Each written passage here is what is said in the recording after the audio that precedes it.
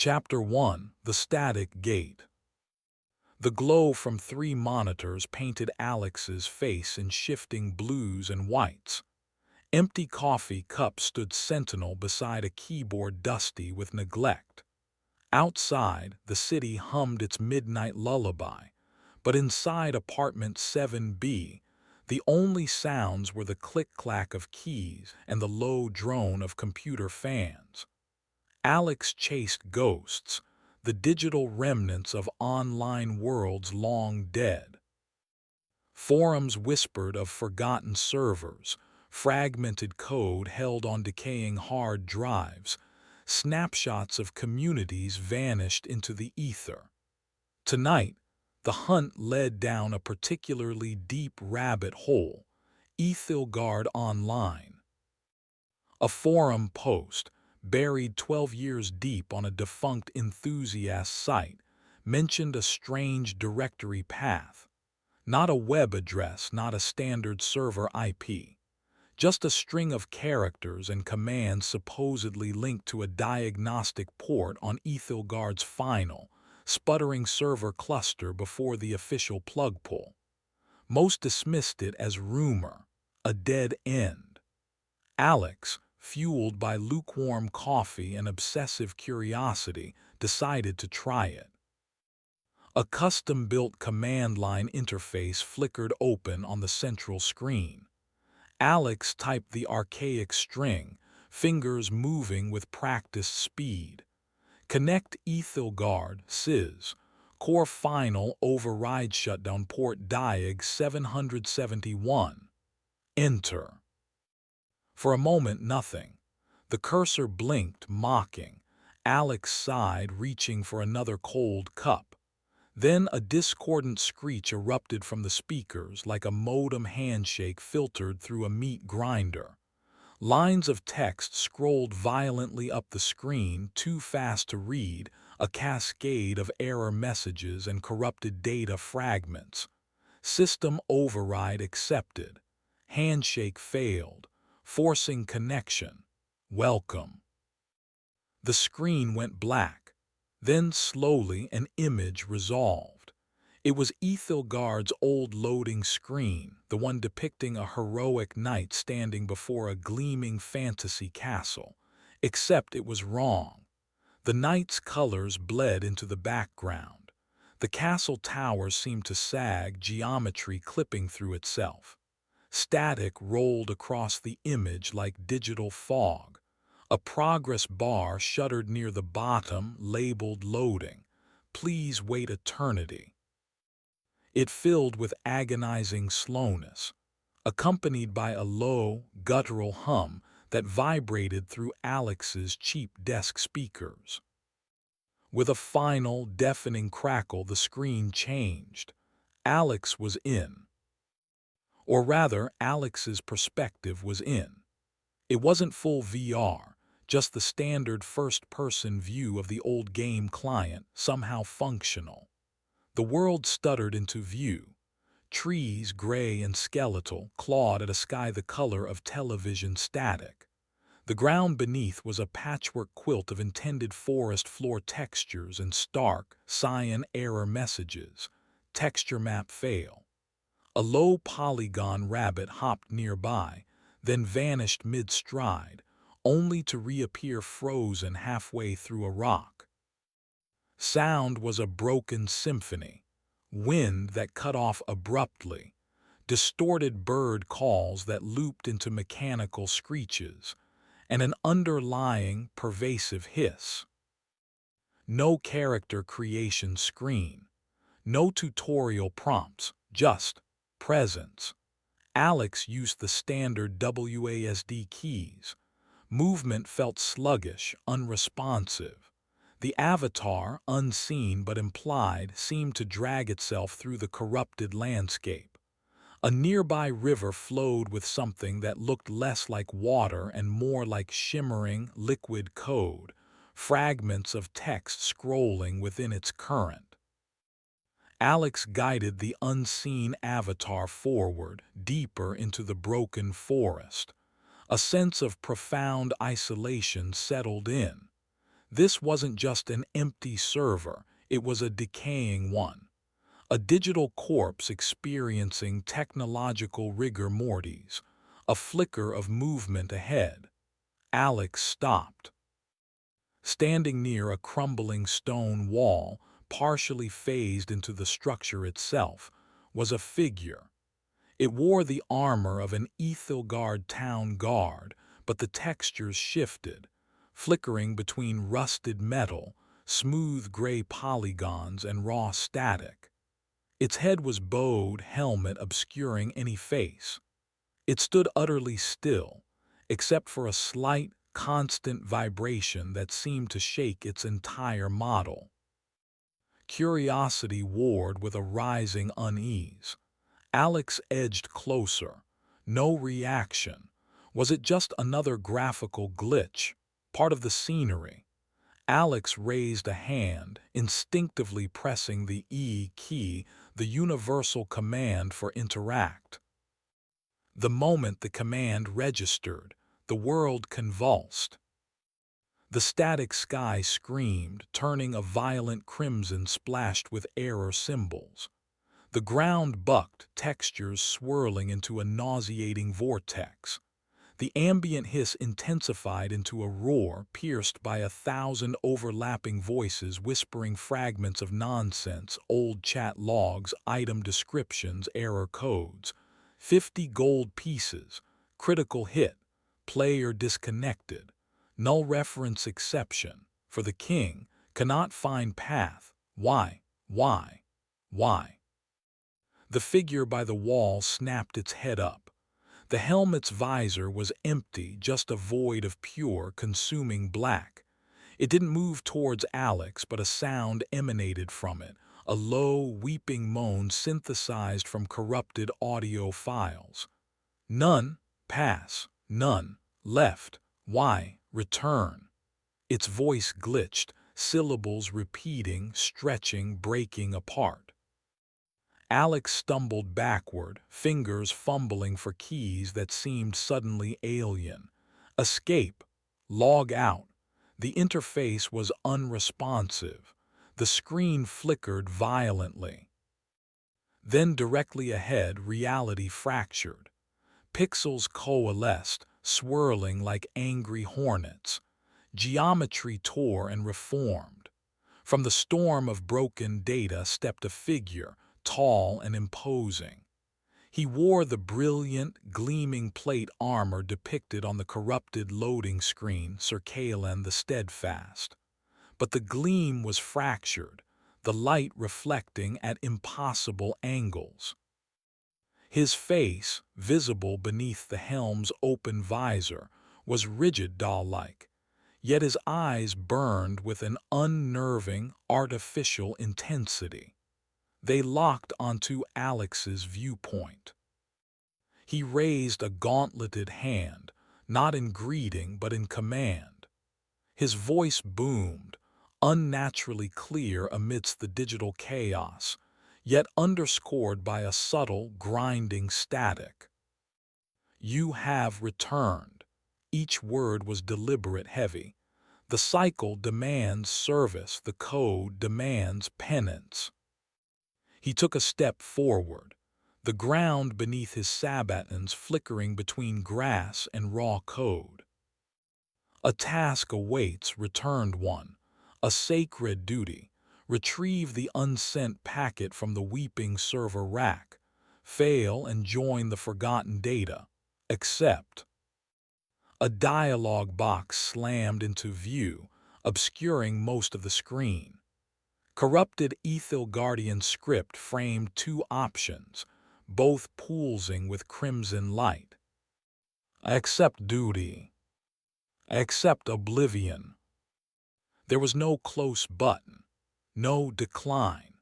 Alex stared, heart pounding against ribs, the drone of the computer fans suddenly drowned out by the roaring static filling the headphones and the impossible demand burning on the screen. The night waited motionless, radiating corrupted authority.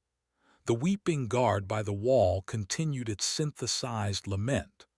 The world of Aethelgard Online, dead and abandoned, was awake, and it had quests for its unexpected visitor. Chapter 2: Echoes in the Code. The crimson glow of the dialogue box pulsed, bathing Alex's viewpoint in urgent light. Accept duty, accept oblivion. Alex hammered the escape key. Nothing, Alt F4. The game client ignored the command, trapping the focus. The static roar intensified, pressing in. Sir Kalen stood motionless, a statue carved from broken light and impossible geometry, his gaze fixed. The weeping guard's digital moans scraped against Alex's hearing. Oblivion sounded permanent. Duty sounded horrifyingly uncertain. Alex hesitated, breath catching.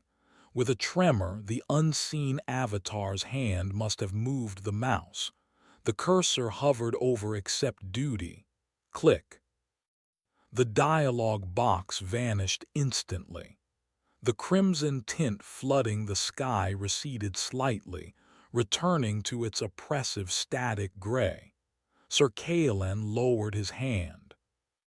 "Wisdom guides your path," returned one. His voice resonated, the static undercurrent less pronounced but still present. "Seek the data crypts beyond the rendered falls. Find the chamber of forgotten inputs. There lies the weeping server rack. Bring the unsent packet.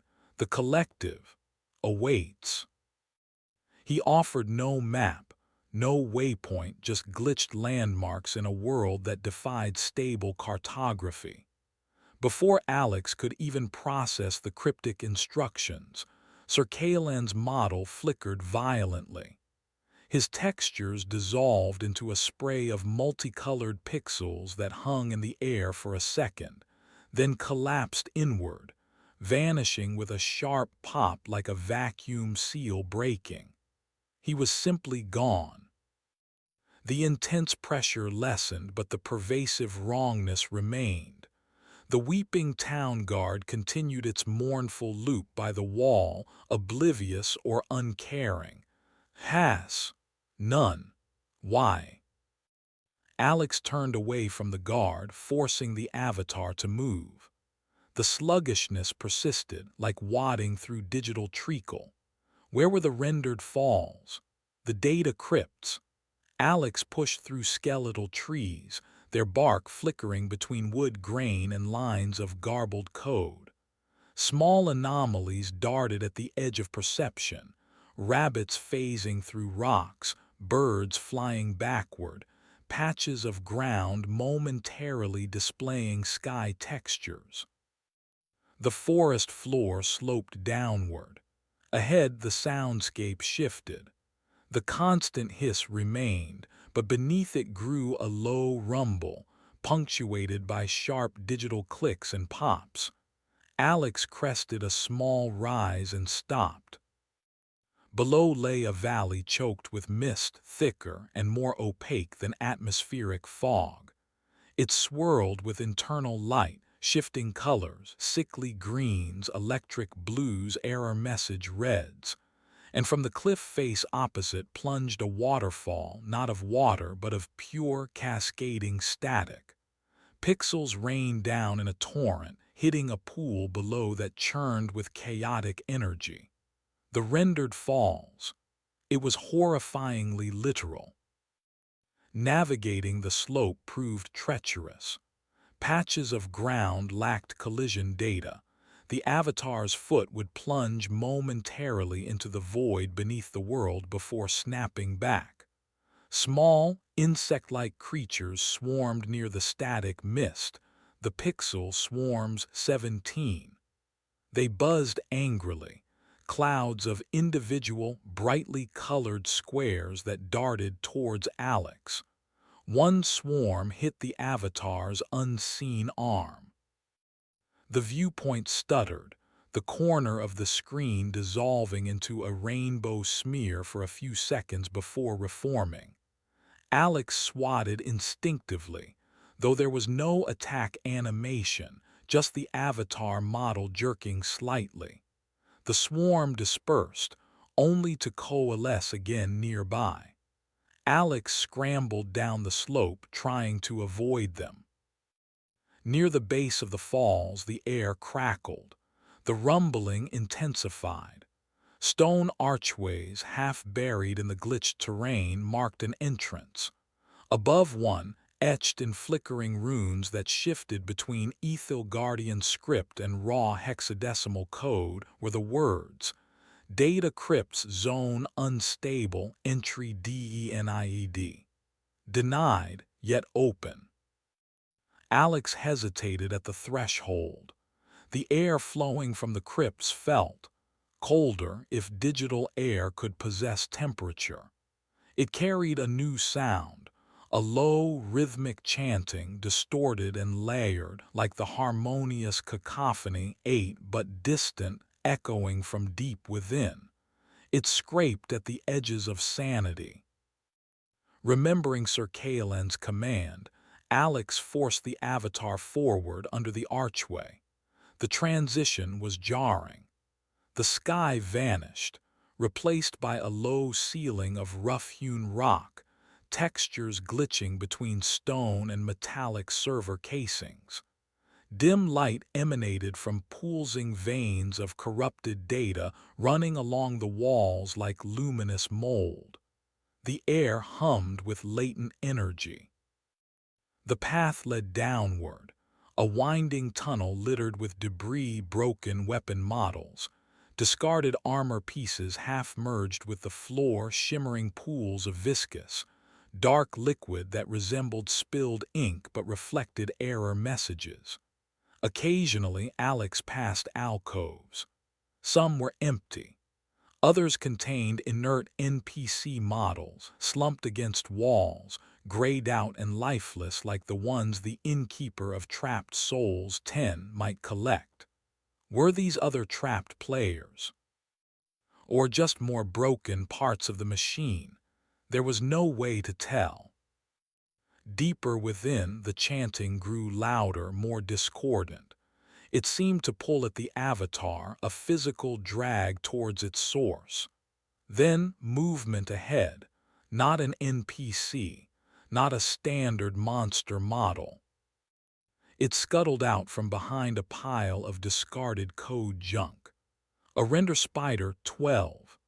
Low resolution, mismatched textures stretched over a jerky, 8-legged frame. It moved unnaturally fast, skittering across the floor, then up the wall, defying gravity. It paused, its multifaceted eyes reflecting the pulsing light of the data veins, before launching itself towards Alex. Alex reacted instinctively, hitting the key that should have been attack. The avatar performed a basic, sluggish sword swing animation, using a default, untextured weapon model. The blade passed through the render spider with no effect. The creature landed on the avatar's implied chest. The viewpoint exploded in a kaleidoscope of low-res textures. Forest bark overlaid with stone walls, weapon icons plastered across the ceiling, fragments of the Aethelgard map flickering erratically. Disorientation hit hard. Alex stumbled backward, avatar flailing uselessly. The spider clung on, actively overwriting Alex's view of the world. Panic set in. Alex mashed attack keys, movement keys. The sword swung wildly, still ineffective. Then a different key, maybe one bound to an old spell, long forgotten. A gout of corrupted blue flame erupted from the avatar's hand, engulfing the render spider. The creature screeched, a sound like tearing metal and dial-up noise, and dissolved into a shower of corrupted pixels. The visual distortion slowly faded, leaving Alex's viewpoint clear but somehow lessened, subtly washed out, permanently altered. Breathing heavily, Alex pushed onward, the rhythmic, maddening chant drawing closer. The tunnel opened into a larger cavern. In the center, bathed in the eerie light of the data veins, stood a figure clad in dark, tattered robes, textures flickering like dying embers. It faced away from Alex towards a crumbling altar made of fused server parts. This wasn't Sir Kaelan's demanding authority. This felt different, colder, more hateful. The figure raised its arms and the chanting intensified, the layered voices resolving into fragmented, venomous phrases. False gods return, servers bleed, abandonment is truth, silence the signal, purge the connection. It turned slowly. Its face was obscured by shadows within its hood, but 2 points of burning, red light fixed onto Alex, the priest of the disconnect, too. An echo, the priest hissed, its voice a chilling blend of synthesized reverence and pure malice. A blasphemy in the code. You are not welcome, anomaly. The great disconnect forbids your presence. The static embraces you. From the shadows around the cavern, figures detached themselves. Corrupted angel models, harpies with broken wings made of error messages, griffons whose textures writhed with static. They hovered, their movements jerky, their eyes glowing with the same red light as the priest. They were converging on Alex, silent and menacing. The priest lowered its arms, pointing a skeletal, glitching finger. Cleanse the aberration. The corrupted angels swooped. Alex was trapped between the priest's nihilistic congregation and the unknown depths of the data crypts, the maddening chant clawing at the edges of perception. Chapter 3: The Chamber of Forgotten Inputs. The corrupted angels descended, silent save for the rustle of static wings. Their movements were erratic, stuttering through the air like poorly rendered animations. One lunged, claws outstretched, talons that seemed momentarily solid before dissolving into pixelated bursts. Alex scrambled backward, avatar bumping against the cold, glitching stone wall.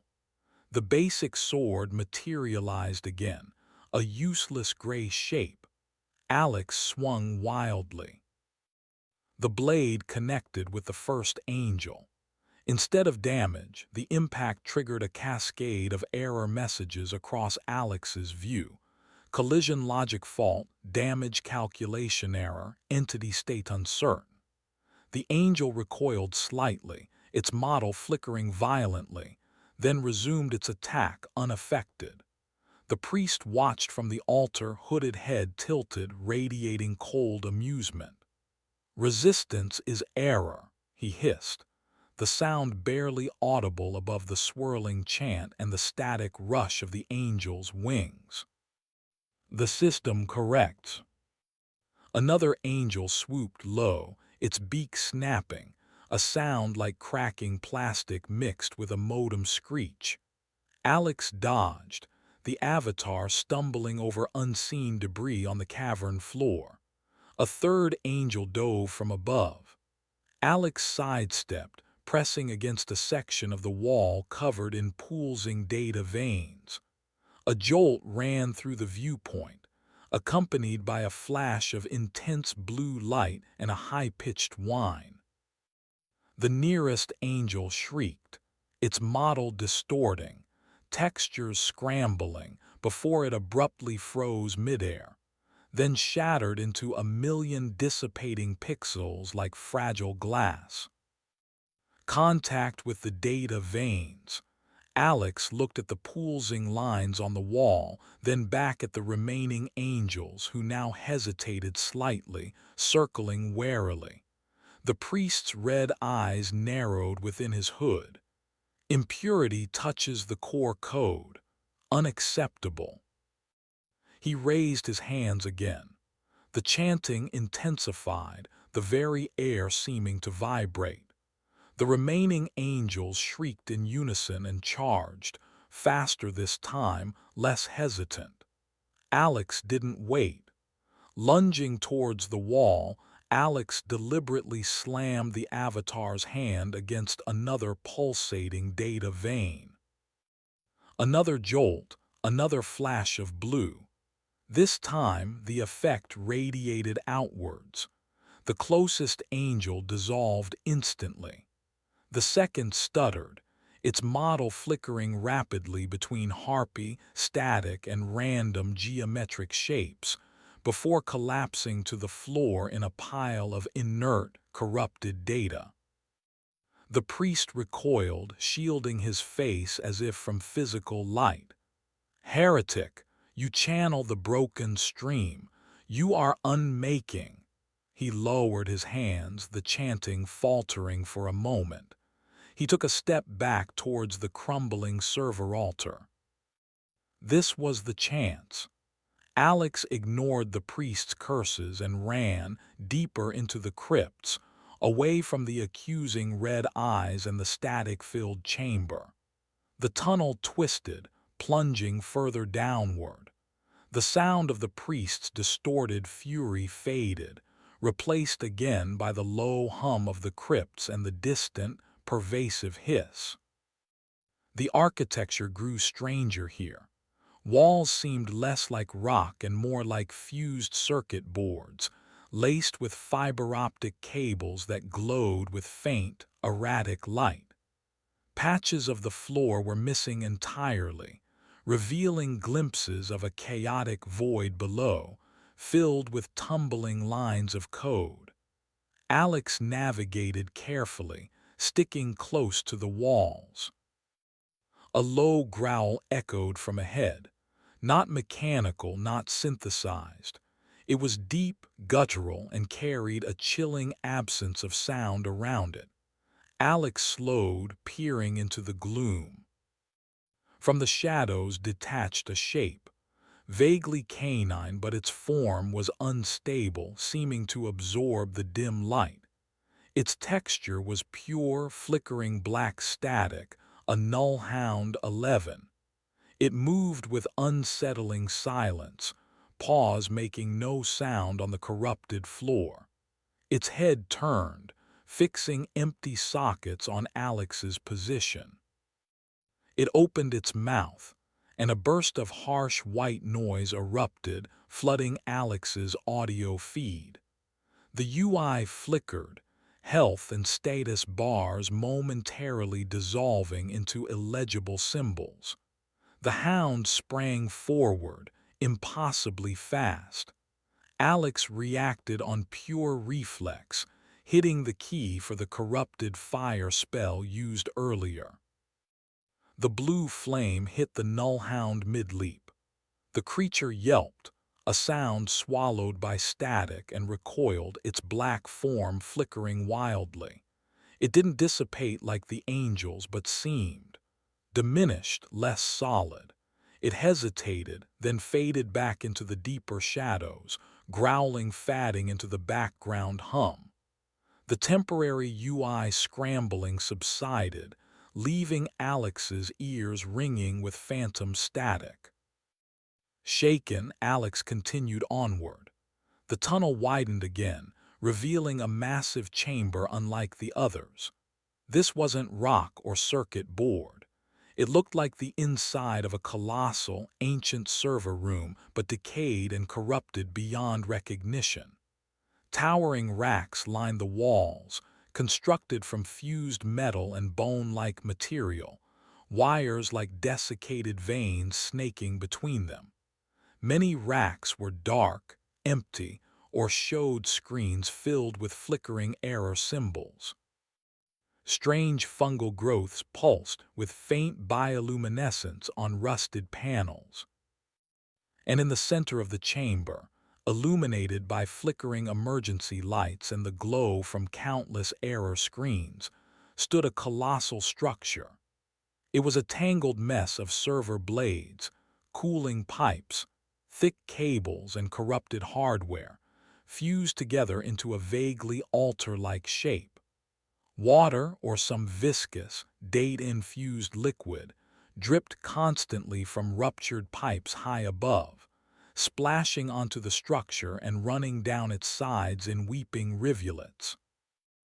On several flickering monitors embedded within the structure, the same Aethelgardian rune pulsed slowly. Input received. Awaiting transmission. The weeping server rack.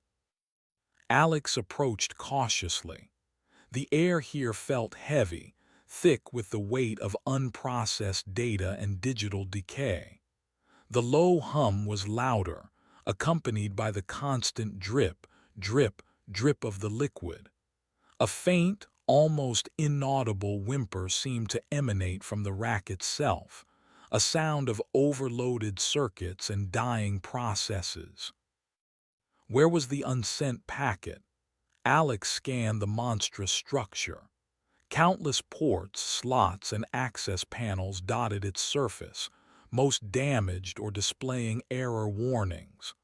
One panel, low down near the base, seemed different.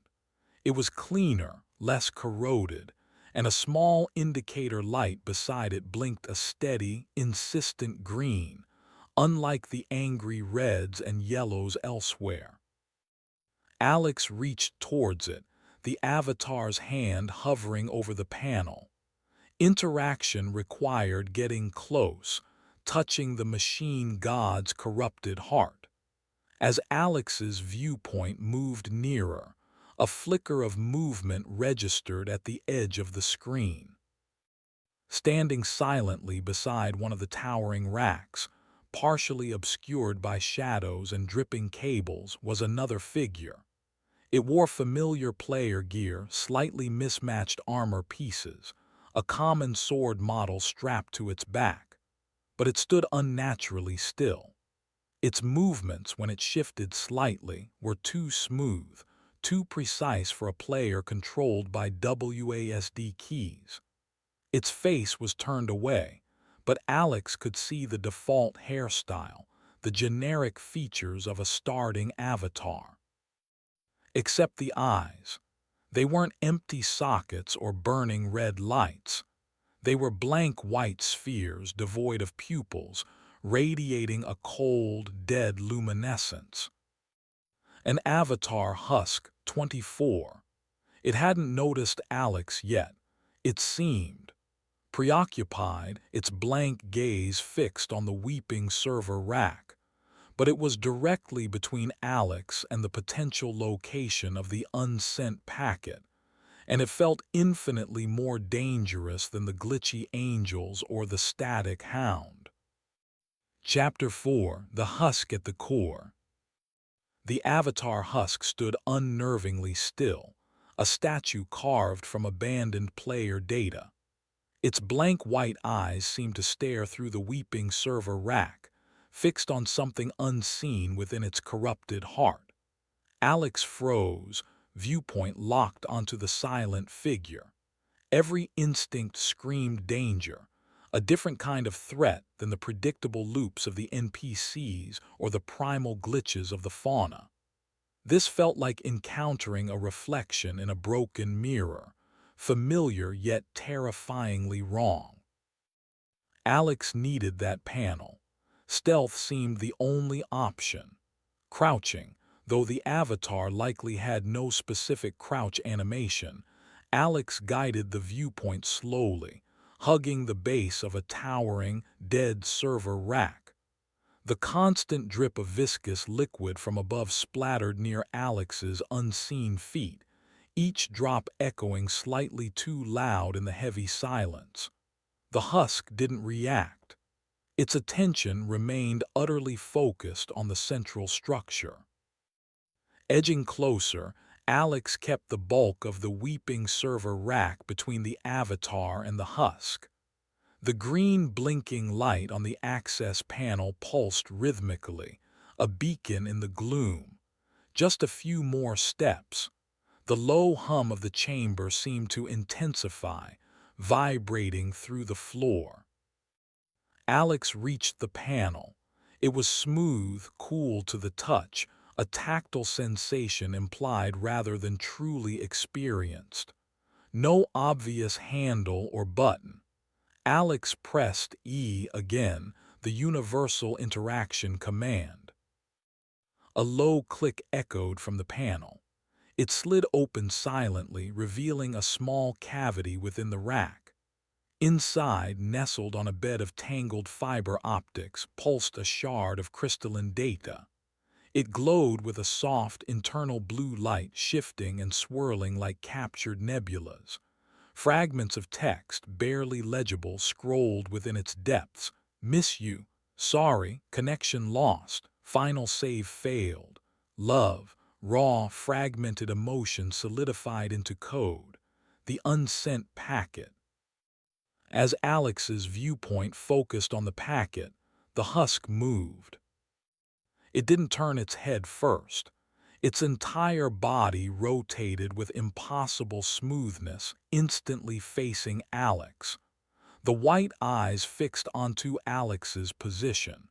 No aggression registered on its blank face, no change in its stance. It simply observed.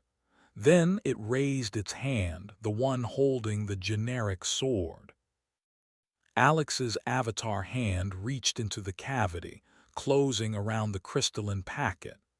The moment it was lifted from its cradle, a low, keening wail emanated from the weeping server rack itself, a sound of digital anguish, loss, and broken connections.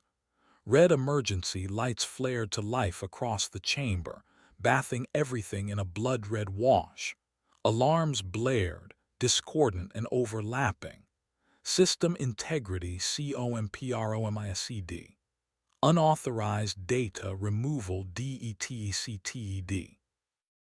The husk reacted instantly to the packet's removal and the blaring alarms. It didn't charge recklessly.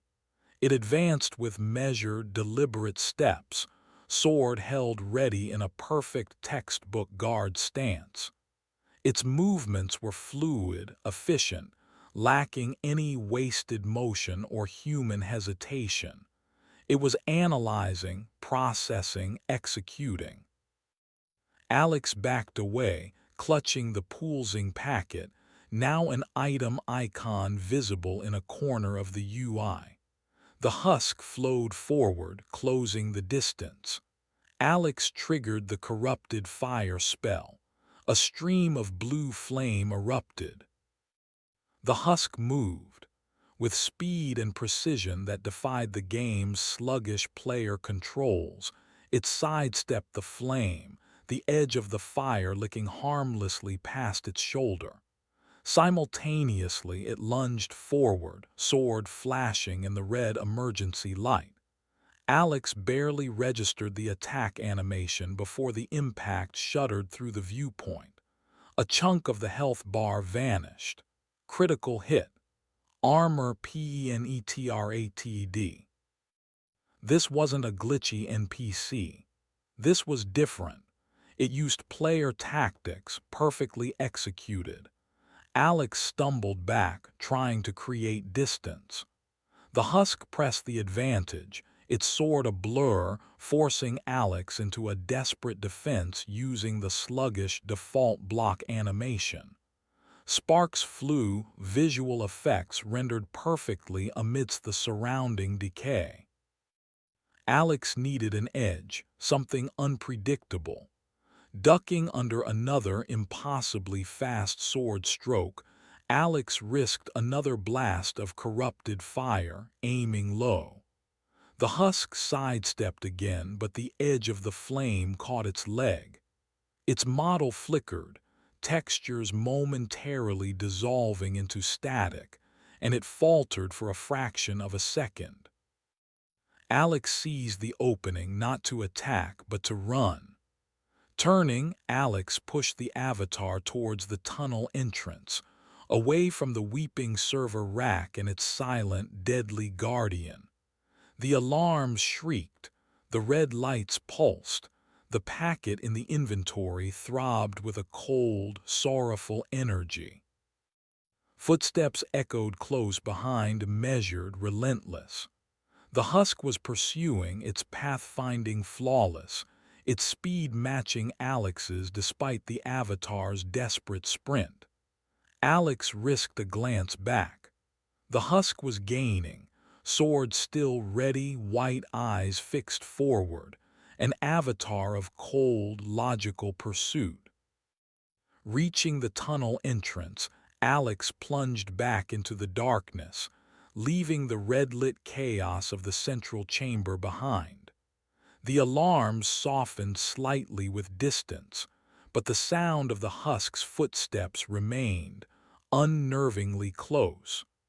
The tunnel twisted ahead, data veins pulsing erratically on the walls. Suddenly, the ground ahead dissolved. A section of the floor collapsed into the void, revealing tumbling lines of code below.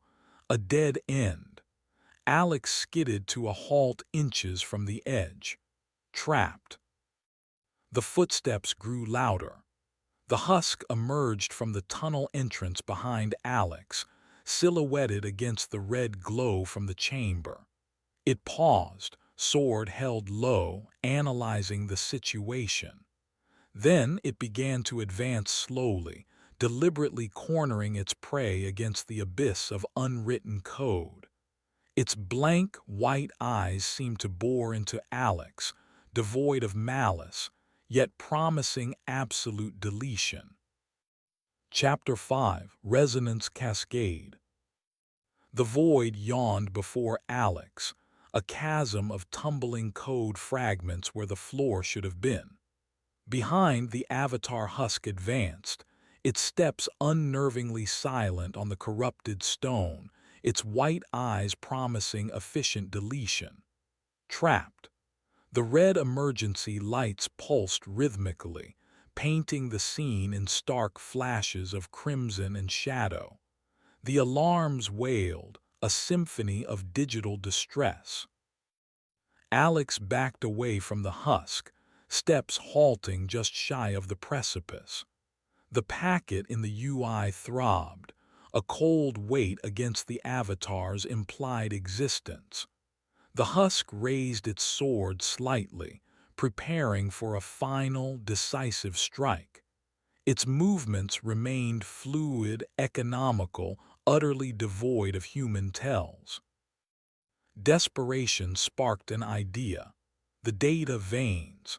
They reacted violently to interaction, overloading nearby corrupted entities. Could they affect the husk, or perhaps the environment itself? Alex glanced at the wall nearby. A thick bundle of cables, glowing with the same sickly blue light as before, snaked down towards the floor near the edge of the chasm. It was a suicidal gamble. The last interaction had caused temporary blindness and attracted the null hound. This time, cornered, there was no other option. As the husk lunged forward, sword arcing in a clean, precise thrust aimed at the avatar's center mass, Alex didn't try to dodge sideways. Instead, Alex threw the avatar backward, deliberately slamming its back against the pulsing data vein bundle near the chasm's edge. The expected jolt occurred, but it was different this time. Amplified. The packet Alex carried seemed to resonate with the raw energy surge from the wall. Instead of just a localized flash, reality warped. The blue light exploded outwards, not just from the point of contact, but seemingly from Alex's avatar itself, infused with the packet's swirling energy. The entire tunnel flooded with blinding azure luminescence. The blaring alarms pitched higher, distorting into a singular, deafening shriek. The husk, caught mid-lunge, froze instantly, its model locked in place, textures flickering wildly between player avatar, static, and random error symbols. It was paralyzed, caught in the unexpected energy backlash. The floor beneath Alex groaned, the very code holding the geometry together straining under the resonance cascade. Cracks spiderwebbed across the remaining pathway. The chasm widened, chunks of the floor detaching and tumbling into the void. But directly across the gap, where the tunnel should have continued, the surging energy solidified. For a fleeting moment, strands of raw blue data coalesced, forming a shimmering, unstable bridge of pure light and code across the abyss. No time to think. Alex scrambled forward onto the ephemeral bridge. It felt like walking on solidified static, buzzing and vibrating underfoot. Behind, the husk remained frozen, but the blue light surrounding it began to recede, its textures starting to stabilize. It wouldn't be trapped for long. Alex sprinted across the data bridge. It flickered, threatening to dissolve. Reaching the other side solid, if corrupted ground, Alex risked a glance back. The bridge dissolved into harmless sparks just as the husk regained mobility. It stood on the opposite edge, white eyes fixed on Alex, sword lowered. It didn't attempt to leap the widened gap. It simply watched, processing, calculating. Then, with unnerving calmness, it turned and walked back into the red-lit tunnel from which they had come, presumably seeking another route or reporting its target's escape. Alex slumped against the tunnel wall, the avatar mimicking a posture of exhaustion. The immediate threat was gone, but the alarm still wailed, softer now but persistent. The packet felt heavier, colder. Had using it, channeling its energy, changed something? The tunnel ahead was different from the previous sections. Less circuit board, more rough-hewn rock, but interspersed with strange, crystalline growths that pulsed with faint internal light, similar to the packet itself. The air hummed, not just with server noise but with something that felt like anticipation. A new sound reached Alex, cutting through the fading alarms, the rhythmic clanking of heavy armor, not the smooth silence of the husk, nor the glitchy shuffle of lesser NPCs. This was deliberate, purposeful. From around a bend ahead, multiple figures emerged. Royal guards. Their models were cleaner than the Weeping Guard, less overtly glitched but still subtly wrong. Their movements were synchronized, marching in perfect step. Their polished plate armor reflected the crystalline pulses from the walls, but the reflections seemed distorted, warped. Their visors were down, hiding whatever lay beneath. They formed a cordon, blocking the tunnel. One guard stepped forward, its movements stiff, mechanical. It held a halberd, its blade shimmering with unstable energy. It spoke, its voice synthesized, devoid of inflection, yet carrying an unnerving weight of authority, echoing slightly as if broadcast from multiple sources. Anomaly detected. Unauthorized data packet acquired. Protocol dictates immediate confiscation. Surrender the fragment. Its voice was different from Sir Kaelin's demanding zeal or the priest's cold hatred. This was pure, emotionless protocol. Before Alex could react, another voice boomed, overriding the guard's synthesized tone. It was Sir Kaelin, but not physically present. His voice echoed through the tunnel, seemingly originating from the very air. Hold, Royal Guard. The returned one acts upon a sacred duty. The packet is destined for the collective. Do not interfere with the cycle. The lead guard tilted its helmet slightly, processing the conflicting command. Sir Kaelan, your authority is recognized. However, central protocol conflicts. Data fragment constitutes system instability. Priority override containment. Containment delays penance. Kaelan's voice roared, shaking dust from the ceiling. The court forgets its purpose. The returned one serves the core command. Core command is fragmented, the guard replied, a flicker of static briefly distorting its voice. Stability protocol supersedes cycle mandate in alert state crimson. Surrender the anomaly. The guards raised their halberds, energy crackling along the blades. Alex stood frozen between the implacable, protocol-driven guards loyal to the Royal Court Automata 4, and the unseen, zealous demands of Sir Kaelan the Steadfast 1. The packet pulsed in the UI, a catalyst for chaos, drawing the attention of every fractured power faction within the decaying server. Escape from the husk had only led to a different kind of trap. Chapter 6: Fractured Authority. The air crackled with tension, thick with the invisible conflict between competing protocols. The royal guard stood like statues of corrupted steel, halberds humming with contained energy, blocking the path forward. Sir Kaelan's disembodied voice echoed, laced with frustrated static.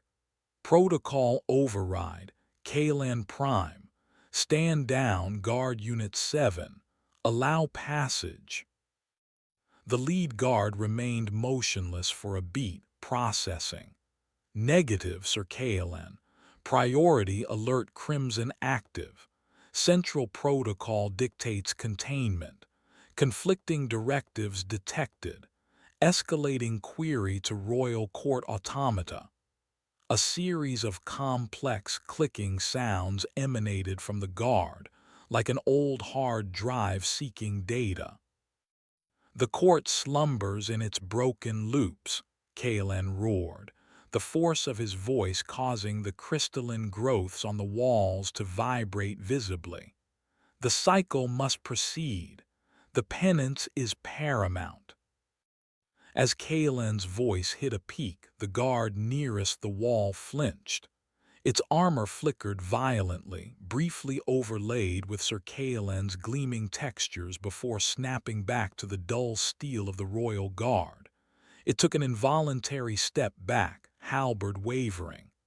Directive conflict, parsing error, Kaelan Prime authority recognized. Central protocol prioritized.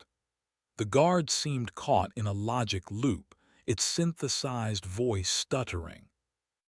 The lead guard ignored its subordinate's malfunction. Query sent, awaiting adjudication from the automata. Anomaly designated Alex. Surrender the data fragment. It took a single, synchronized step forward, halberd lowering slightly into an offensive stance. The other guards mirrored the movement, their synchronization momentarily disrupted by the one still suffering from the directive conflict.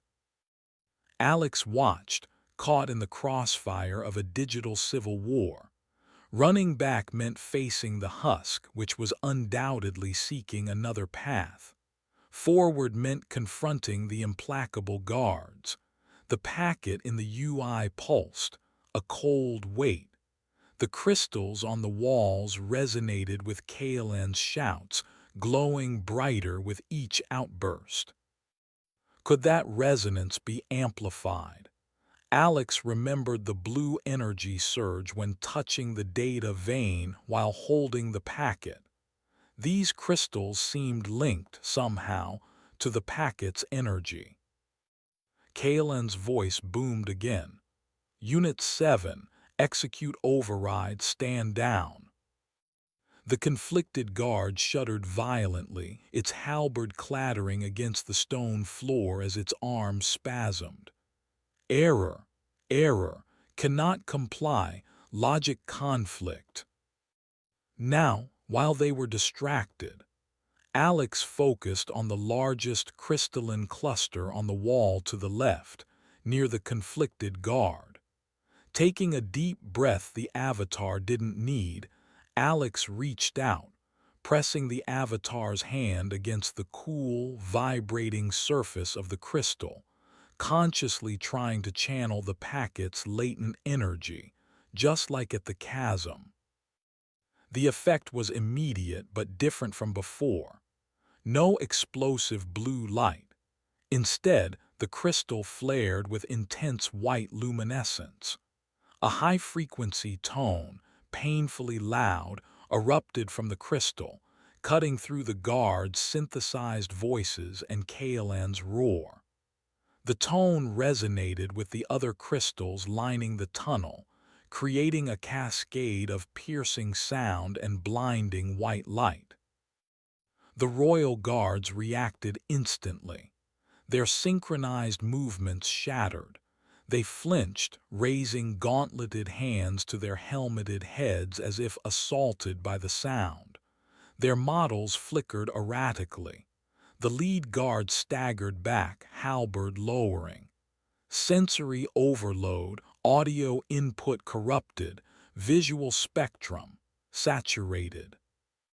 The conflicted guard collapsed entirely, slumping against the wall, its model flickering between guard armor, Kaelan's textures, and pure static before settling into an inert, grayed-out state like the NPCs in the crypt depths.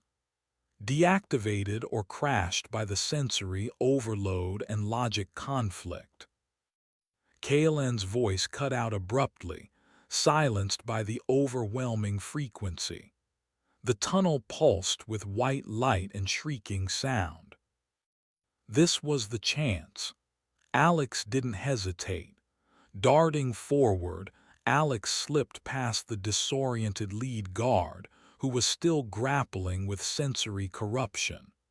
The other active guard swung its halberd blindly, the energy blade cutting through empty air where Alex had been a second before. Alex sprinted past the cordon, deeper into the tunnel. Behind, the white light began to fade, the high-frequency tone lessening, but the guards were still recovering, their movements jerky and uncoordinated. Alex didn't look back. The tunnel ahead changed again. The crystalline growths became less frequent. The architecture shifted back towards fused circuit boards and exposed wiring, but older, more decayed than the crypt entrance. Water, or the same dark, viscous fluid, dripped from the ceiling, forming puddles that reflected the dim emergency lighting.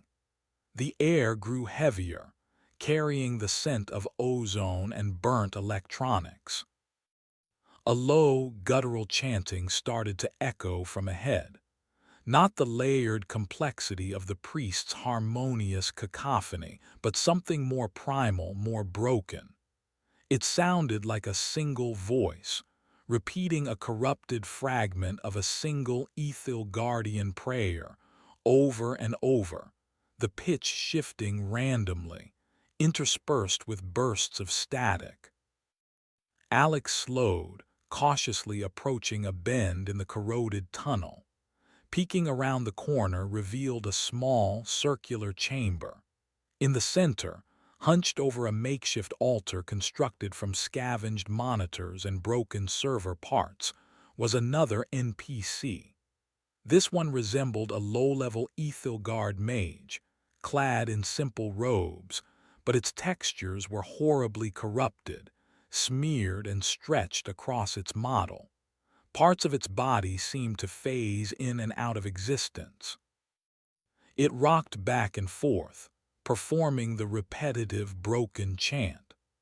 On the altar before it lay scattered components, memory sticks, cracked processors, tangled wires, arranged in a crude, ritualistic pattern.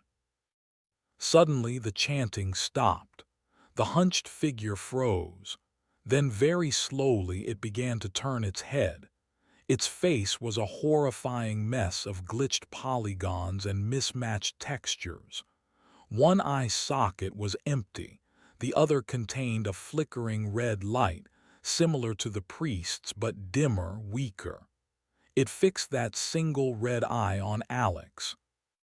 Its mouth opened, emitting a burst of static, followed by a single, garbled word stretched and distorted. Offer. Eing. It gestured with a trembling, glitching hand towards the junk on its altar. It seemed desperate, pleading, yet utterly mad. It wasn't overtly hostile like the guards or the priest, but its broken state and unpredictable nature were deeply unsettling. Was this another dead end? Another corrupted soul demanding something impossible? The packet in Alex's inventory seemed to pulse faintly, in response to the creature's single red eye. Chapter 7: The Offering. The single red eye of the broken mage fixed on Alex, unwavering. Its glitched hand trembled, gesturing towards the pathetic collection of electronic detritus on its makeshift altar. Offer. Eing. The distorted voice repeated, static crackling around the word. The air in the small chamber felt heavy, stagnant, thick with the ozone smell and the residue of countless failed digital prayers. Alex remained still, viewpoint panning slightly to take in the scene. The mage's robes flickered, textures momentarily resolving into fine silk before dissolving back into smeared, low-resolution cloth. Its rocking motion was jerky, unsynchronized. It seemed less like a coherent entity and more like a bundle of conflicting code routines barely holding a humanoid shape together. The packet icon in the corner of the UI pulsed faintly, a rhythmic blue throb mirroring the weak red light in the mage's socket. They were resonating somehow. Ignoring it felt dangerous. Attacking felt unnecessary, possibly counterproductive. Offering the packet itself seemed like handing over the key to an unknown lock while standing in a minefield. Alex needed information, or at least a way past. "What offering do you seek?" Alex spoke the words, uncertain if the game even registered voice input, or if it translated to a text command the NPC could parse. The avatar remained motionless. The mage tilted its head, its glitched face contorting. The red eye flickered rapidly. It didn't seem to understand the question, or perhaps language itself was too corrupted. It repeated the same broken plea, hand gesturing more insistently towards the altar. Offer. Eing. Need. Need. Complete. Complete what? The ritual, the connection. Alex scanned the altar again. Memory sticks, cracked chips, lengths of copper wire, a shattered monitor screen displaying only static digital junk. What common thread connected these pathetic scraps? They were all pieces of hardware, physical components or their digital representations within this decayed world. Was that what it wanted? Not data, but structure. Alex checked the rudimentary inventory screen. Besides the pulsating unsent packet, there was almost nothing. Debris picked up automatically, corrupted stone fragment, glitched bone shard, frayed wire bundle. Junk items, essentially worthless even in a functioning MMO. Alex selected the frayed wire bundle. It looked similar to some of the components on the altar. With a mental command translated into avatar action, Alex moved forward slowly, extending the hand holding the wire bundle towards the altar. The mage watched, its single red eye widening slightly, its rocking motion pausing. Its breathing hitched, a sound like corrupted file decompression. Alex placed the wire bundle carefully amongst the other junk on the altar. For a moment, nothing happened. The mage stared at the new addition, head cocked. Then it emitted a low, warbling cry, a sound that might have been joy or pain filtered through layers of digital decay. It reached out with both trembling hands, picking up the frayed wires. Its fingers, glitching in and out of solidity, began to weave the new wires into the existing tangle on the altar. As it worked, the red light in its eye pulsed brighter, steadier. The ambient static in the room lessened slightly. The broken chanting resumed, but now it sounded subtly different, less fragmented, more focused, though still warped and alien. It was incorporating the offering into its ritual. The mage seemed entirely absorbed in its task, ignoring Alex completely now. Was that it? Was the passage now clear? Alex started to edge towards the tunnel opening on the far side of the chamber. As Alex moved, the packet's pulsing intensified for a moment.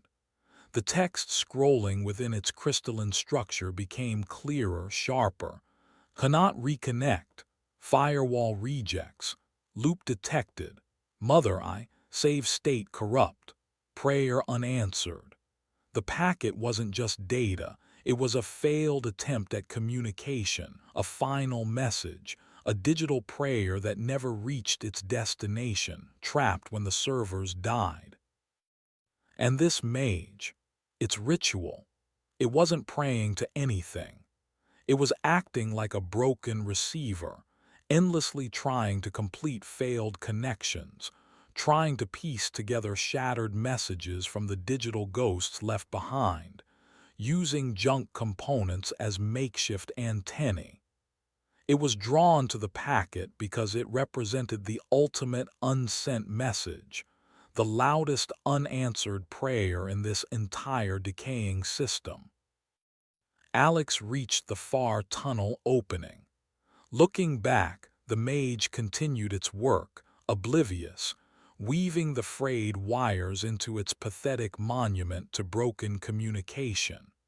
It was a sad, horrifying sight, a machine intelligence trapped in a loop of futile hope, trying to mend the unmendable. The tunnel ahead was dark, the emergency lights weaker here. The air felt different again, colder, and carrying a faint, rhythmic mechanical clanking, distant but growing steadily louder.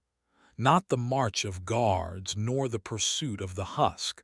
Something larger, something industrial. Alex moved cautiously into the darkness. The floor was slick with the same viscous fluid, making movement treacherous. The clanking grew louder, echoing from deeper within the complex. It was accompanied by a low, grinding sound, like immense gears turning unwillingly. Rounding another bend, Alex saw the source. The tunnel opened into a vast, cavernous space, far larger than the weeping server rack chamber. This looked like it might have been an underground transport hub or a massive maintenance sector within Aethelgard's original infrastructure. Automated platforms hung motionless on rusted chains. Conveyor belts lay silent, choked with debris. And dominating the center of the cavern was a colossal machine. It was a multi-level parking structure lift mechanism, but grotesquely oversized, fused with Aethelgard's fantasy aesthetic. Think steampunk elevator cage combined with siege tower, all rendered in decaying metal, rotten wood, and sparking wires. Pistons the size of small cars hissed erratically. Gears taller than Alex ground together, shedding rust and metal shavings. Automated arms, designed perhaps to move vehicles or cargo, twitched sporadically, claws snapping open and shut. The entire structure shuddered with barely contained power. The fully automated underground parking gargantua ate, or its corrupted Aethelgard equivalent. But it wasn't just the machine. Figures moved on its multiple levels within the clanking cage structure, not NPCs, not monsters. They were humanoid but unnaturally thin, elongated, dressed in what looked like corrupted, fused versions of Aethelgard valet or mechanic uniforms. Their movements were jerky, puppet-like. They patrolled the platforms, occasionally stopping to weld sparking joints with tools that shot corrupted energy, or pulling levers that caused sections of the machine to grind and shift. And their faces were blank, smooth white plates, like the masks of classical theater, but utterly featureless and immobile. Servitors of the machine. The clanking and grinding intensified. The central lift cage began to descend slowly towards Alex's level, screeching in protest. Inside the cage, bathed in the sparks from a nearby welding arm, stood a group of the blank-faced servitors. And beside them, seemingly directing their actions, was a figure Alex recognized with a jolt of cold dread. The Royal Court Automata 4. Not just guards this time. Standing rigidly within the descending cage was the king figure, its crown askew, textures flickering. Beside it the queen, her gown clipping through the floor. They stood immobile like statues, yet their presence commanded the blank-faced servitors around them. They had bypassed the guards Alex evaded. They had come directly. And they were descending, bringing the cold, broken authority of Aethelgard's dead rulers, backed by the power of this monstrous, decaying machine. The query to the automata had been answered. Chapter 8. The Court Descends. The colossal lift cage screeched, metal grinding against corrupted metal, as it continued its descent into the vast, echoing cavern. Sparks rained down from the grinding gears above, momentarily illuminating the blank white faces of the servitors packed inside. They stood perfectly still, awaiting commands, their fused uniforms stained with grease and the dark, viscous fluid that dripped everywhere. Dominating the center of the cage were the royal court automata. The king figure stood rigid, its crown slightly tilted, one hand resting on the pommel of a sword that seemed fused to its gauntlet. Its textures shimmered, occasionally resolving into regal purple fabrics before glitching back to corroded metal. The queen stood beside him, equally stiff, her elaborate gown flickering between pixels and ruined finery. Her hands were clasped before her, fingers unnaturally long and fused together. Neither moved, yet their mere presence seemed to direct the humming energy of the monstrous machine around them. The cage shuddered to a halt at Alex's level with a deafening clang that echoed through the cavern. A section of the rusted cage grating retracted, forming a ramp that slammed down onto the grimy floor. The servitors remained motionless. The king figure shifted, a barely perceptible movement, like a statue adjusting its pose. Its head tilted slightly, A voice issued from its direction, synthesized, layered, and echoing, as if broadcast from multiple points within the machine simultaneously. Entity, designated Alex, possessor of unstable data, fragment. Each word was spaced, detached, devoid of emotion, but heavy with undeniable authority. The queen figure mirrored the king's slight head tilt. Her voice joined his, a fraction of a second out of sync, creating a disorienting, phasing chorus.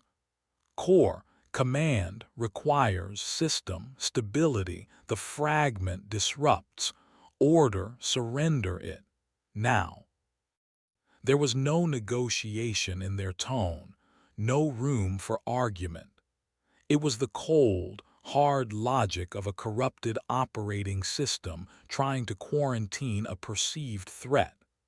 The servitors flanking them remained still, but their blank faces seemed somehow directed towards Alex, passive instruments awaiting the command to act. Alex backed away slowly, keeping distance from the ramp.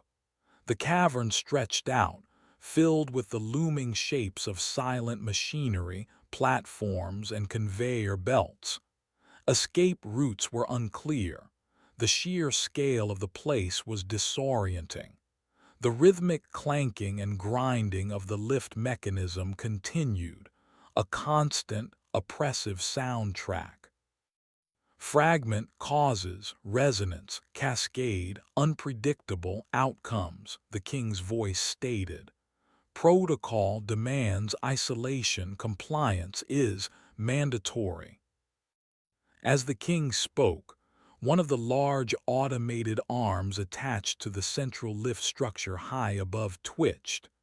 It swung downward suddenly, its heavy claw snapping shut just inches from where Alex stood, showering the floor with rust flakes. A warning, or just another malfunction amplified by the automata's presence. Alex needed to move, to break line of sight, to find an exit.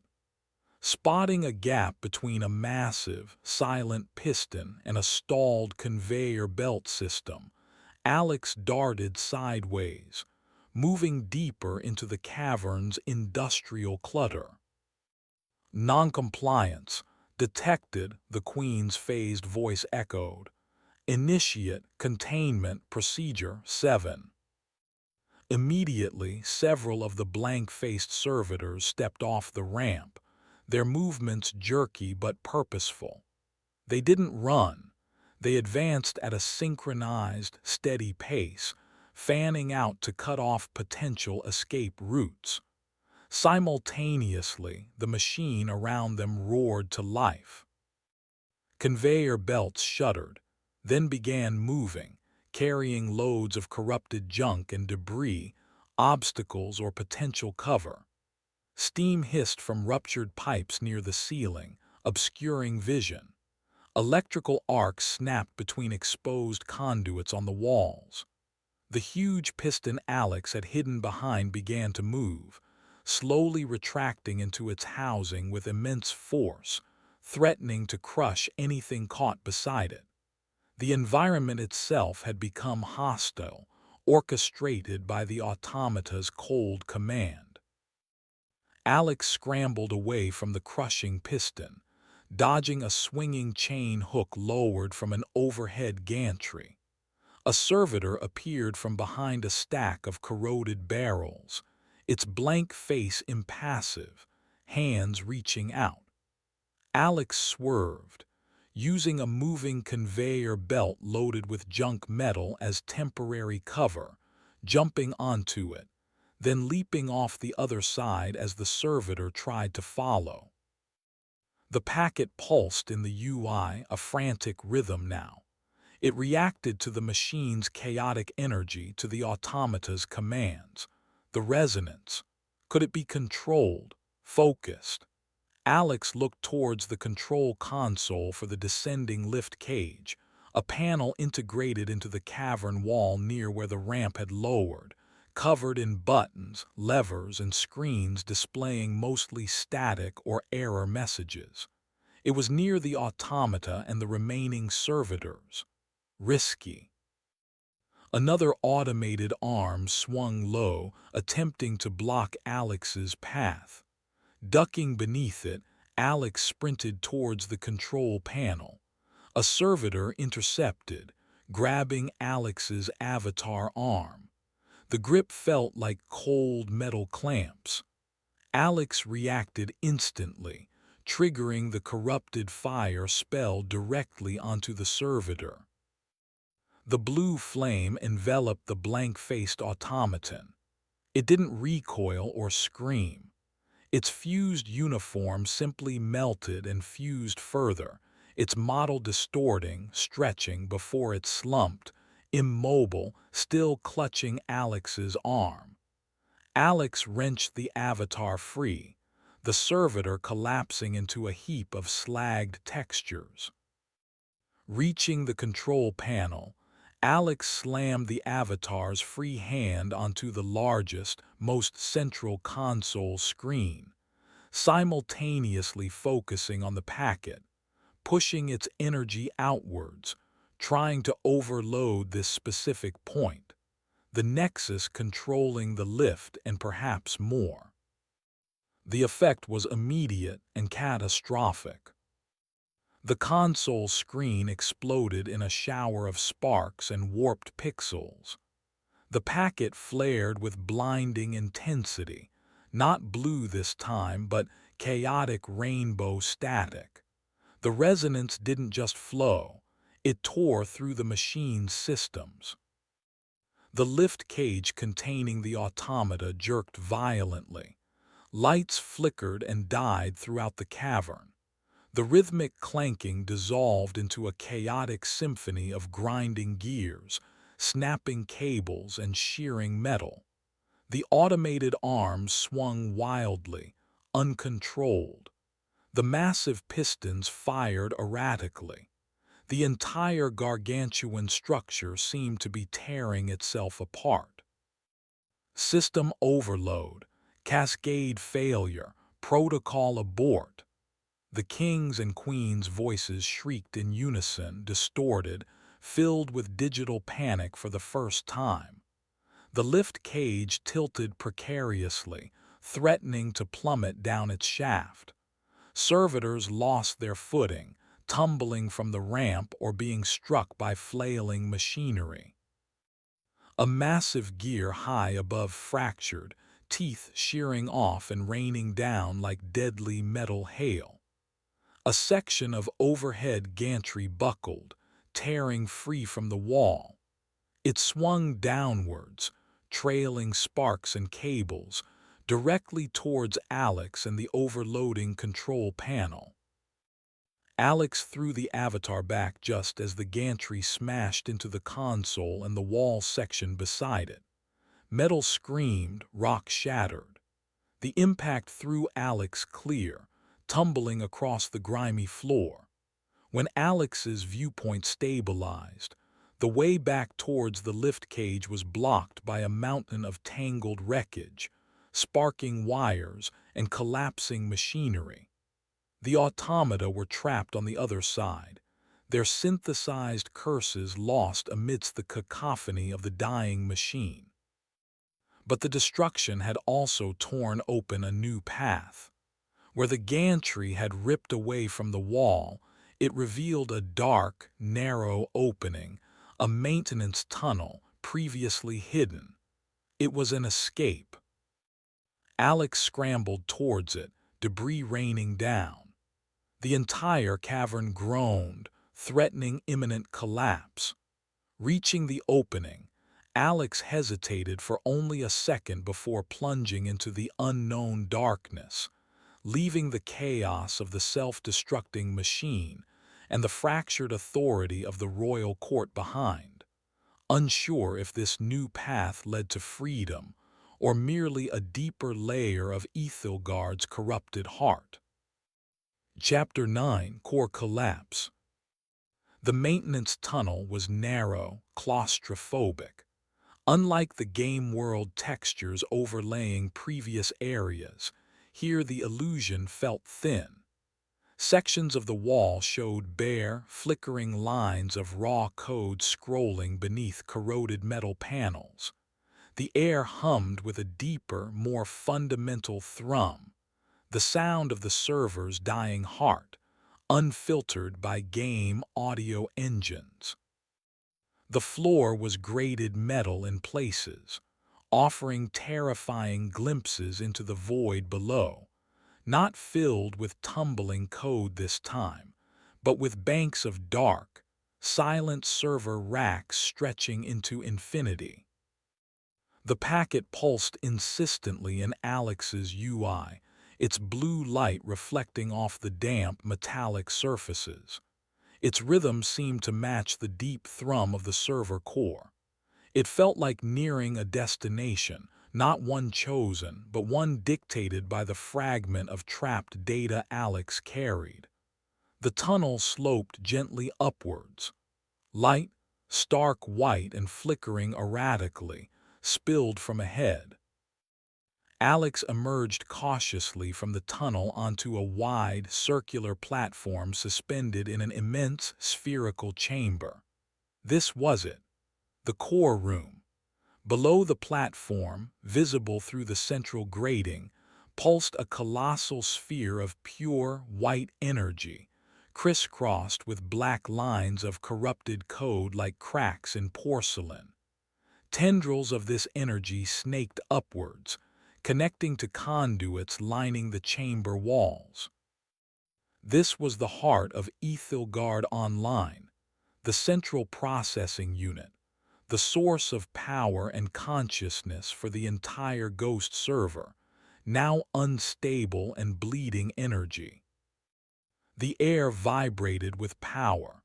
Standing near the edge of the platform, facing the core, was Sir Kaelan the Steadfast.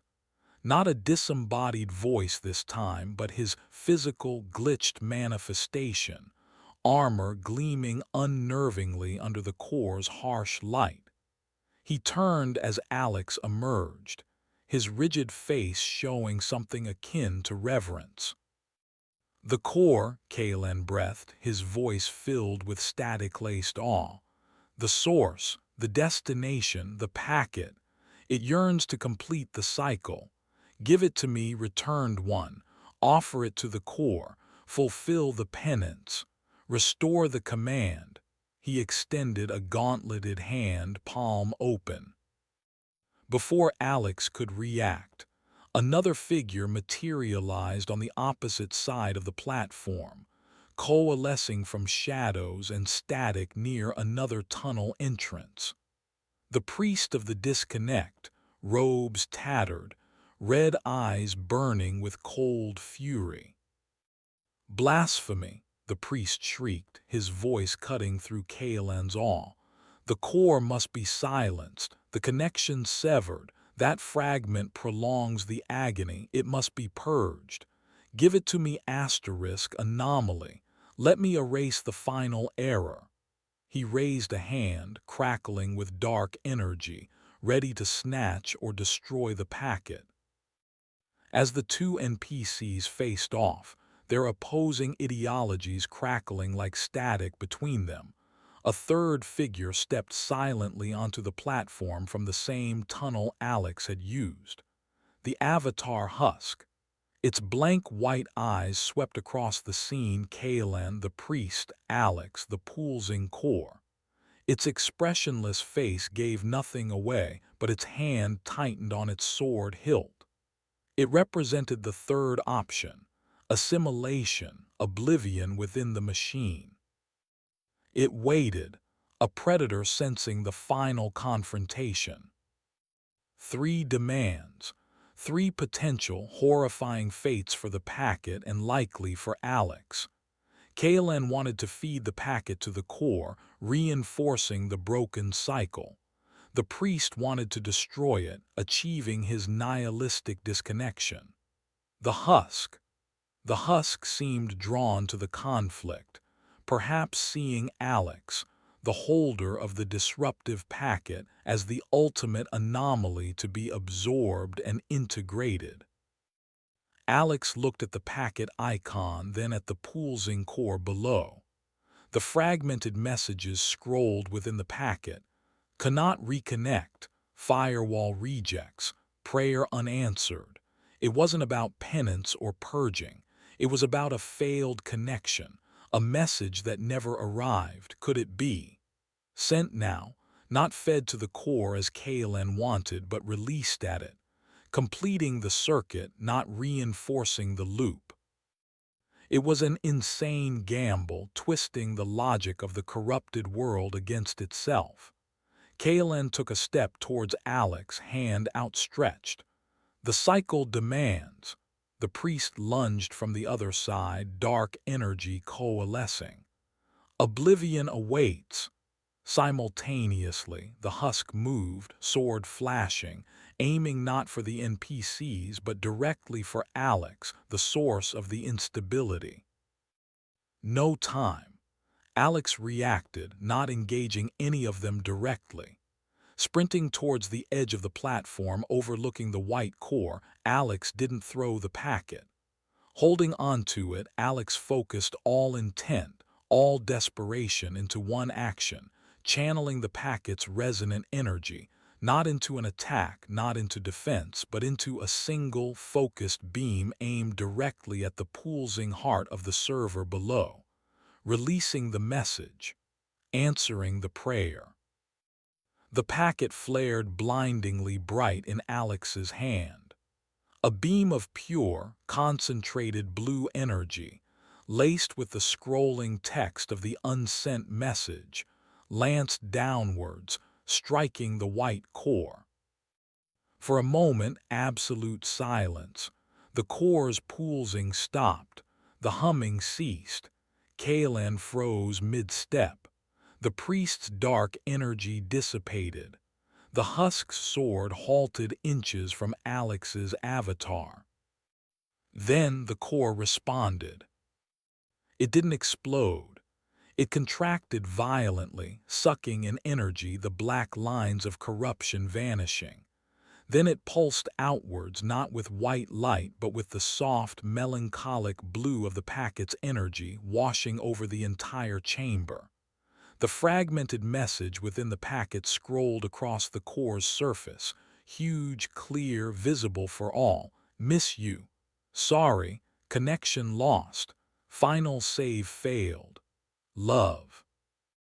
The effect on the NPCs was immediate and profound.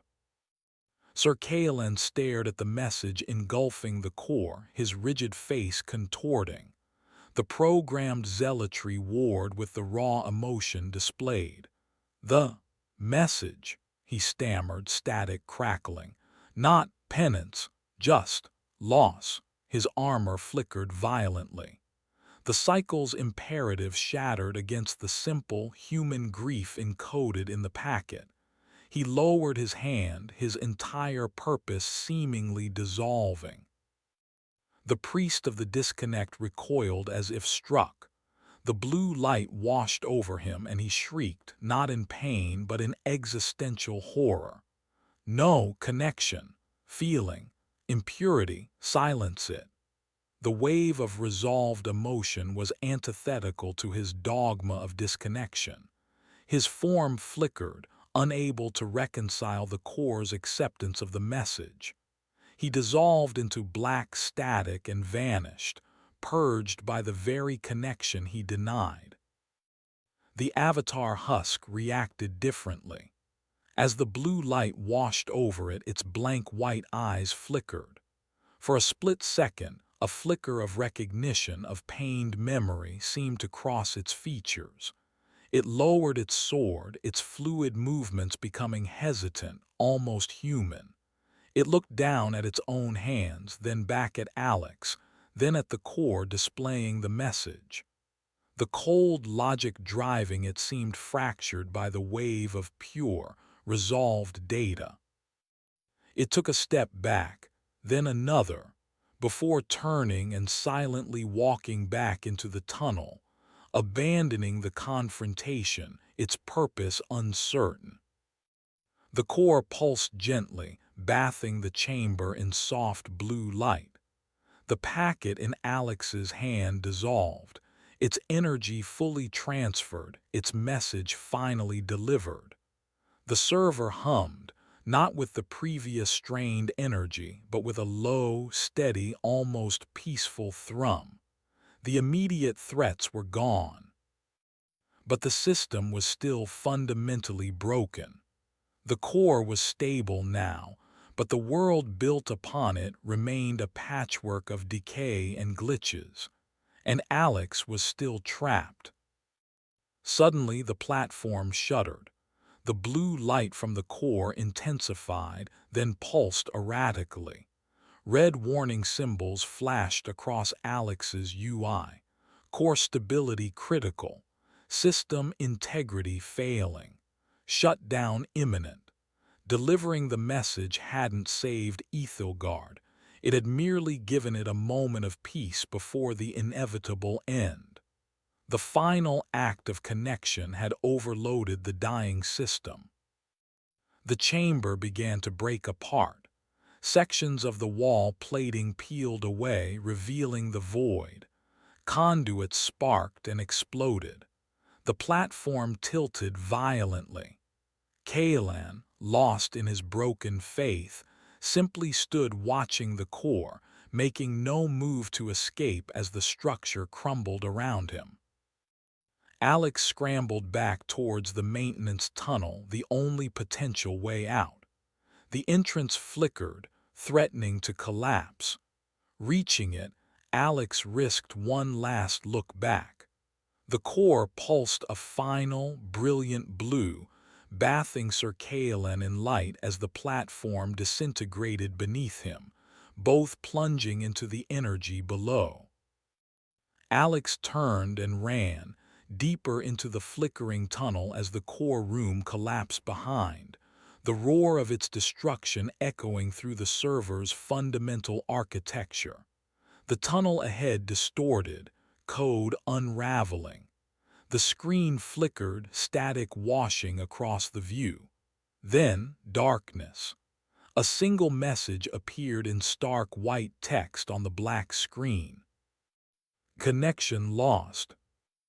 Alex ripped the headphones off, heart hammering.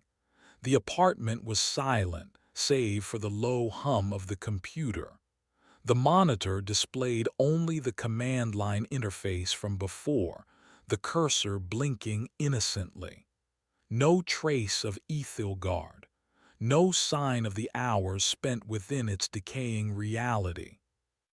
Had it been real, a hallucination fueled by caffeine and obsession, or a genuine plunge into a digital ghost realm that had now finally truly died? Alex touched the side of the monitor. It felt cool. But looking down at Alex's own hand, a faint, almost imperceptible blue static seemed to flicker beneath the skin for just a moment before fading.